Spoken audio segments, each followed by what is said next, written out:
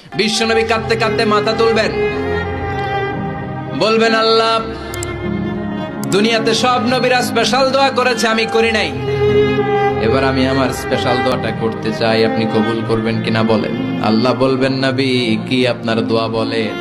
বিশ্বনবী বলবেন আমার একটা উম্মত যার অন্তরের মধ্যে যাররা পরিমাণ ঈমান আছে, একবার আপনারে আল্লাহ বলে ডেকেছে, একবার আমি বিশ্বনবীর উপর দুরূদ পড়েছে, একবার শাহাদাতের বাণী আমার যে গুনাহগার উম্মত দুনিয়ার বুকে থেকে ঘোষণা দিয়েছে, ওই একটা উম্মত যদি জান্নাতে ঢুকতে না পারে আপনি আমারে জান্নাতে ঢুকাতে পারবেন না।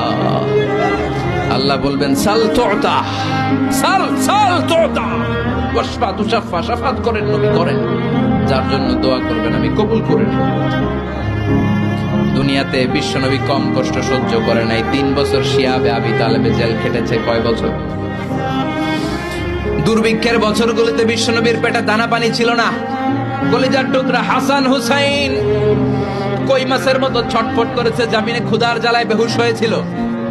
বিশ্বনবী যদি ওই স্পেশাল দোয়াটা করতেন, জান্নাত থেকে খাবারের বস্তা পাঠিয়ে দিত কে? ওই দোয়া করছিলেন? জেলখানায় আল্লাহরে বলছিলেন আল্লাহ স্পেশাল দোয়া করলাম, জেল থেকে মুক্ত করে দেন, করছিলেন? যুদ্ধের ময়দানে নিজের দাঁত ভেঙেছে, উহুদের ময়দান সাক্ষী, বিশ্বনবীর মোবারক রক্তে উহুদের ময়দান রঞ্জিত হয়েছে। সেদিনও বিশ্বনবী ওই দোয়াটা করে নাই। চিল্লায় বলেন ঠিক কিনা?